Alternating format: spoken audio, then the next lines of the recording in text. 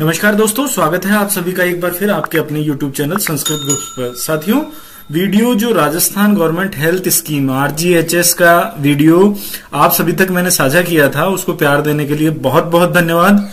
कोशिश की है मैंने उस वीडियो पर आप सभी लोगों ने जो समस्याएं रखी थी उनको उठा करके उन सभी समस्याओं को अपने अनुभवी एक्सपर्ट दोस्तों के साथ, अधिकारियों के साथ चर्चा करके उनका समाधान निकाल करके और ये वीडियो बनाया है।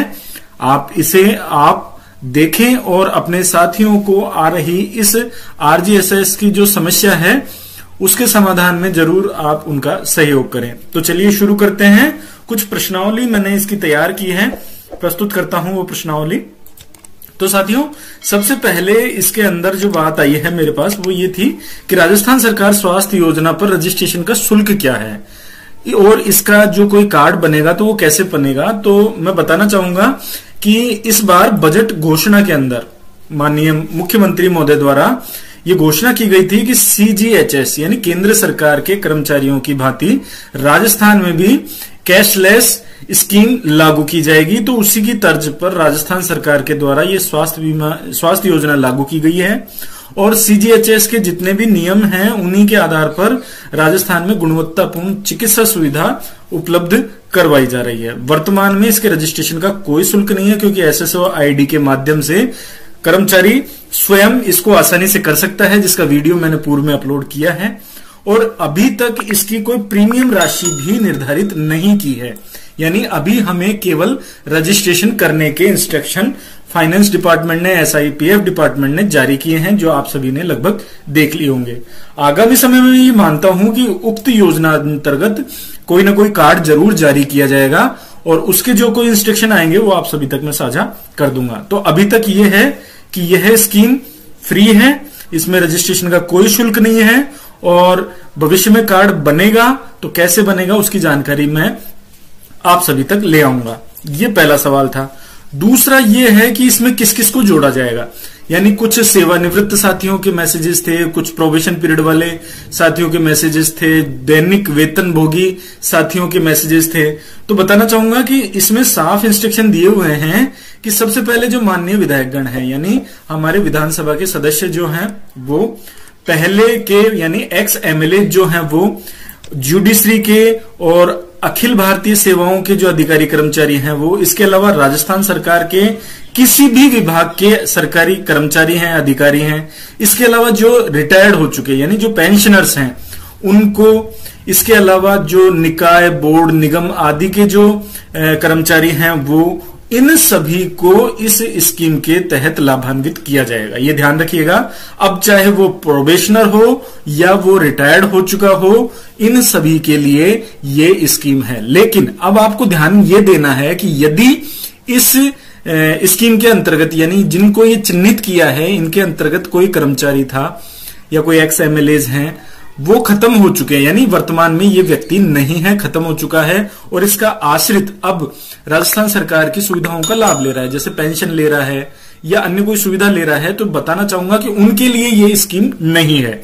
स्पष्ट सुनिएगा, ये केवल जिनका यहां पर नाम बताया है उन्हीं के लिए है, उनके परिवारजन के लिए नहीं है। यानी रजिस्ट्रेशन संबंधित उस कर्मचारी या अधिकारी का ही होगा, परिवारजन का यहां पर रजिस्ट्रेशन नहीं होगा। क्यों? क्योंकि सरकार ने इसी के पैरेलल में बताया है कि NFSA की एक स्कीम है, इसके अलावा SECC की स्कीम है, इसके अलावा लघु सीमांत कृषक हैं और राज्य के जो संविदा कर्मचारी हैं उनके लिए निशुल्क रूप से तथा राजस्थान के अन्य जितनी भी फैमिलीज अब बच गई हैं, इन सारी करने के बाद यानी यहां से यहां तक के रजिस्ट्रेशन के बाद जो फैमिली या परिवार बच जाते हैं तो उनके लिए राजस्थान सरकार ने 850 रुपए की प्रीमियम राशि निर्धारित की है एक परिवार की। और उस प्रीमियम राशि में ई-मित्र के माध्यम से राजस्थान सरकार द्वारा एक अन्य योजना संचालित है, मुख्यमंत्री चिरंजीवी योजना। यानी कि आपको यह समझना है कि मुख्यमंत्री चिरंजीवी योजना अलग है और मुख्यमंत्री कि राजस्थान सरकार स्वास्थ्य योजना अलग है। राजस्थान सरकार स्वास्थ्य योजना सरकारी कर्मचारियों के लिए है और मुख्यमंत्री चिरंजीवी योजना जो खाद्य सुरक्षा में जुड़े हुए लोग हैं या जो लघु सीमांत कृषक हैं या संविदा कर्मचारी हैं या अन्य जो कोई फैमिली है जो किसी भी सेंट्रल की या स्टेट की mediclaim policy, government mediclaim policy में नहीं जुड़ा हुआ है, तो उनके लिए ये मुख्यमंत्री चिरंजीवी योजना, यानी दोनों अलग अलग है और दोनों अलग अलग रजिस्ट्रेशन के प्रोसेस हैं। तो गवर्नमेंट एम्प्लॉइज को तो इसी में RGHS में रजिस्ट्रेशन करवाना है और गवर्नमेंट एम्प्लॉइज के जो रिलेटिव हैं, जैसे आपके माता पिता हैं, वो भले ही आप उनके साथ रहते हैं लेकिन आपका जनाधार अलग हो गया, माता पिता का जनाधार अलग हो गया, उनका भामाशाह अलग है, आपका भामाशाह अलग है, उनका राशन कार्ड अलग है, आपका राशन कार्ड अलग है। तो आप सभी को ध्यान ये रखना है कि उनको आपके अंदर जुड़वाने की बजाय आप उनका मुख्यमंत्री चिरंजीवी योजना में रजिस्ट्रेशन करवाएं। लेकिन यदि आपके माता पिता आपके ऊपर आश्रित हैं और 6,000 रुपए उनकी मासिक आय नहीं है, पूर्ण रूप से आपके ऊपर आश्रित हैं, तो जिस तरीके से हम मेडिक्लेम पॉलिसी के अंतर्गत जो एक स्टाम्प बना करके देते थे और उनका नाम हमारे मेडिक्लेम पॉलिसी में जुड़ता था, 2004 वाले जो साथी हैं वो अच्छी तरह जानते हैं, तो आप उनका नाम इस योजना में यानी RGHS योजना में जुड़वा सकते हैं। ये आप ध्यान रखिएगा, कोई भी गलत तथ्य आप प्रस्तुत न करें, ठीक है। इसके बाद बात आती है कि राजस्थान सरकार स्वास्थ्य योजना के लिए जनाधार जरूरी है क्या? तो हाँ जी हाँ, बिल्कुल जरूरी है, क्योंकि बिना इसके आपका रजिस्ट्रेशन नहीं हो पाएगा। और इसको आधार इसलिए बनाया है क्योंकि ये जो स्वास्थ्य योजना है ये परिवार के लिए है और परिवार का डेटा आसानी से प्राप्त करने के लिए जनाधार ID बेहतर विकल्प है। हालांकि पूर्व में सरकार के द्वारा भामाशाह कार्ड बनवाए गए थे और जिन जिन ने भामाशाह कार्ड बनवा रखे हैं उन सभी का आपका जनाधार कार्ड राजस्थान के सरकार के द्वारा निःशुल्क बनवा दिया गया है, जिसको आप जनाधार ऐप की सहायता से डाउनलोड कर सकते हैं। और इसका वीडियो मैंने पहले चैनल पे अपलोड किया है, आप जाकर के वो वीडियो भी देख सकते हैं और अपना जनाधार ID, अपना जनाधार का E-कार्ड आप ऑनलाइन डाउनलोड कर सकते हैं। इसके बाद आगे बढ़े कि जनाधार और भामाशाह के बिना क्या इस योजना में पंजीकरण कर सकते हैं, वो कैसे होगा? तो देखो, सबसे पहले आपके पास जनाधार या भामाशाह ID होनी चाहिए। यदि नहीं है तो आप अपने नजदीकी ई-मित्र पर जाएं और वहां जाकर के आप जनाधार के लिए पंजीकरण करवाएं। पंजीकरण के लिए क्या चाहिएगा कि पंजीकरण के लिए परिवार का मुखिया यानी आपकी जो घर की महिला सदस्य है वो मुखिया रहेगी। तो परिवार की जो महिला सदस्य है वो और परिवार के जितने भी सदस्य अन्य हैं जिनको जनाधार में जुड़वाना है, तो उन सभी के आधार कार्ड, पासपोर्ट साइज की जो फोटोज है वो, इसके अलावा उनके पहचान पत्र, राशन कार्ड बना हुआ है तो मुखिया की बैंक पासबुक, आय प्रमाण पत्र।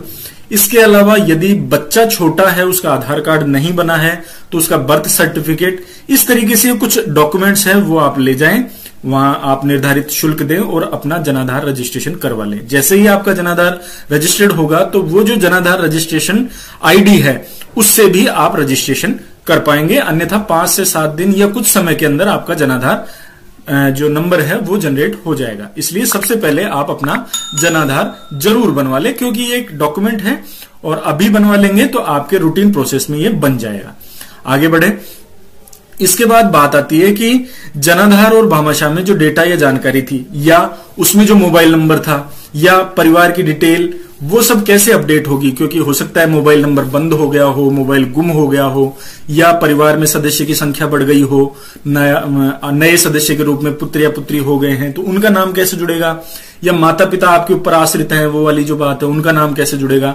तो आप अपने ई-मित्र कियोस्क के पास जाएं, जो भी कोई ई-मित्र कियोस्क आपके पास में है वो आपसे शुल्क लेंगे, शायद 40 रुपए 50 रुपए ये इनका निर्धारित शुल्क है। उस शुल्क पे वो आपके इस जनाधार में कोई भी जानकारी है वो जानकारी, आपका मोबाइल नंबर, परिवार में किसी का भी मोबाइल नंबर है तो वो, परिवार में कोई नया सदस्य जुड़ा है तो उसका आधार ले जाएं या बर्थ सर्टिफिकेट ले जाएं, और इस तरीके की जो भी डिटेल है वो जनाधार में वहां जाएंगे, 10 मिनट में वो डिटेल अपडेट हो जाएगी। अपडेट होने के बाद जनाधार ऐप के माध्यम से आप अपना नया जनाधार जो कार्ड है वो डाउनलोड कर सकते हैं। तो रजिस्ट्रेशन में आपको कोई दिक्कत नहीं आएगी, रजिस्ट्रेशन तो आप जनाधार ID से कर सकते हैं। लेकिन यदि आपके परिवार के सदस्य का नाम आपको रजिस्ट्रेशन में नहीं आ रहा है तो पहले आपको नाम यहां जनाधार में अपडेट करवाकर जुड़वाना पड़ेगा। इसके बाद आगे बढ़े। यदि पति पत्नी दोनों राजकीय कर्मचारी हैं तो उनके विषय में क्या होगा। तो ये बड़ा कंफ्यूजन है और इसके अंदर मुझे कुछ ढंग से समझ में भी नहीं आया। मैंने पूछने का प्रयास किया है तो अभी इसके विषय में भी कोई स्पष्ट गाइडलाइन नहीं मुझे नजर आई। तो इसमें जो निष्कर्ष निकाला है वो ये है कि जब हम रजिस्ट्रेशन करते हैं तो रजिस्ट्रेशन के दौरान परिवारजन का विवरण जहां भरा जाना होता है वहां एक ऑप्शन आ रहा है इस गवर्नमेंट एम्प्लॉय। तो वहां देखिएगा जिस गवर्नमेंट एम्प्लॉय को आपने टिक करके आगे प्रोसेस किया था उसके नाम के आगे गवर्नमेंट एम्प्लॉय में टिक बॉक्स में टिक आ रहा था और उसी के नीचे जो फैमिली मेंबर हैं वहां भी आपको टिक बॉक्स में टिक करके गवर्नमेंट एम्प्लॉय को सेलेक्ट जरूर कर लें। हालांकि यहां आपको आय 6000 से अधिक दर्शानी होगी तब जाकर के ये एंट्री, लेकिन जैसे ही आप 6000 से ज्यादा दिखाएंगे तो इसका नाम नीचे नहीं आता है। तो आपसे मेरा अनुरोध ये है कि आप चाहें तो इंतजार कर लें, अदरवाइज आप क्या करें कि जो जैसे पति की एम्प्लॉय आईडी से आपने ये डेटा सबमिट कर दिया, रजिस्ट्रेशन कर दिया, उसके बाद आप क्या करें कि जैसे पत्नी भी राजकीय सेवा में है तो उनकी एसएसओ आईडी खोले, उनकी एसएसओ आईडी में वही जनाधार यूज होगा। उस जनाधार के यूज करने के बाद आप अपनी एसएसओ आईडी से वापस रजिस्ट्रेशन कर सकते हैं। लेकिन शायद इसमें भी एक समस्या आपको देखने को मिलेगी कि जैसे ही आप जनाधार डालेंगे तो हो सकता है वहां आपको ये लिखा हुआ आ जाए कि जनाधार से रजिस्ट्रेशन हो चुका है। तो आप इस विषय में थोड़ा सा रुक जाएं, शायद 1 या 2 दिन में इसका समाधान हो जाएगा। इसके बाद आगे बढ़ें। यदि कर्मचारी के देहांत के बाद पेंशन ले रहे सदस्य को इस योजना में रजिस्ट्रेशन कैसे होगा, तो बिल्कुल उसका मैं बताना चाहूंगा कि देखो ये योजना केवल इन लोगों के लिए थी, ठीक है। यदि इनकी मृत्यु हो जाती है तो इनके आश्रित को इस योजना के अंतर्गत लाभान्वित नहीं किया जाएगा, उनके लिए मुख्यमंत्री चिरंजीवी योजना में पंजीकरण कराना चाहिए। इसके बाद आगे बढ़े। जनाधार पृथक न होकर मम्मी पापा का जनाधार है उसी में ही किसी राजकीय कर्मचारी का, जैसे हाल ही में एलडीसी या न्यू पोस्टिंग किसी कर्मचारी की हुई है, 20-21 साल की अभी उम्र हुई है, प्रथम नौकरी है, तो हो सकता है अभी नाम आपका, शादी भी नहीं हुई है तो अभी आपका नाम परिवार के जनाधार में ही जुड़ा हुआ हो, तो कोई दिक्कत नहीं है। ऐसी स्थिति में या तो आप अपना नया जनाधार कार्ड बना ले, नहीं बनवाना चाहते हैं, बाद में बनवाना चाहते हैं, तो आप अभी अपनी मम्मी के जनाधार कार्ड को ही यूज ले सकते हैं और फिर उसमें जिन जिन को उस योजना में आपको शामिल करना है उनको टिक करके आप रजिस्ट्रेशन करवा सकते हैं, ठीक है। अब बात आती है कि किसी तरीके की कोई गलती हो जाए, गलत सबमिट हो जाए तो हम क्या करेंगे। तो देखो इसके लिए अभी केवल सिंपल इतनी सी बात है कि रजिस्ट्रेशन की प्रक्रिया में आपको किसी प्रकार की कोई कठिनाई आती है तो अपने एसआईपीएफ का जो ऑफिस है, जिला कार्यालय, आपके डिस्ट्रिक्ट हेडक्वार्टर पे जो भी एसआईपीएफ का ऑफिस है वहां जाएं, वहां संपर्क करें। यदि आप वहां नहीं जा पा रहे हैं तो आप क्या करें, इस हेल्पलाइन नंबर यानी 1800-180-6268 पर संपर्क करें या helpdesk.sipf@rajasthan.gov.in पर अपनी समस्या लिखित में मेल करें, उधर से आपको रिप्लाई में आपका समाधान कर दिया जाएगा। और सबसे आखिर में कि राजस्थान के निवासी हैं, राजस्थान में ही राजकीय सेवा कर रहे हैं, लेकिन आपकी जो शादी है वो राजस्थान से बाहर हो गई, तो अब रजिस्ट्रेशन कैसे होगा, क्योंकि देखो इसके लिए जनाधार आईडी की आवश्यकता आपको पड़ेगी, ठीक है। तो यदि जनाधार आपका नहीं बना हुआ है तो आप सबसे पहले जनाधार बनवाएं और जनाधार बनवाने के बाद ही इस पर रजिस्ट्रेशन की कार्रवाई आगे बढ़ेगी, या फिर आप हेल्प डेस्क पर अपनी समस्या का समाधान ले सकते हैं। और इसी तरीके से कोई मूलतः राजस्थान का निवासी नहीं है, आउट ऑफ राजस्थान से है, हरियाणा से है या पंजाब से है या दिल्ली से है, तो उनका क्या हुआ, राजस्थान में जॉब लग गई तो अब उनका जनाधार नहीं बना हुआ है, तो ऐसे में क्या होगा। तो आपके लिए भी यही जवाब है कि आपको सबसे पहले जनाधार आईडी बनवानी ही पड़ेगी और जनाधार आईडी बनवाने के लिए आप ई मित्र पर संपर्क जरूर करें। जैसे ही आपका जनाधार बन जाएगा तो उसके बाद आप रजिस्ट्रेशन करवा पाएंगे, अन्यथा आप भी इस विषय में हेल्प डेस्क पर संपर्क जरूर करें। बताना चाहूंगा कि इन लोगों के लिए स्कीम है कि एमएलएज हैं, एक्स एमएलएज हैं, जुडिशरी और जो आपके सिविल सर्विसेज हैं, राजस्थान सरकार के कर्मचारी हैं, बोर्ड के जो कर्मचारी अधिकारी हैं, उनको सीजीएचएस की तर्ज पर ही ये सुविधा मिलने जा रही है। इसके अंदर 13.5 लाख परिवारों को स्वास्थ्य परिलाभ दिया जाएगा।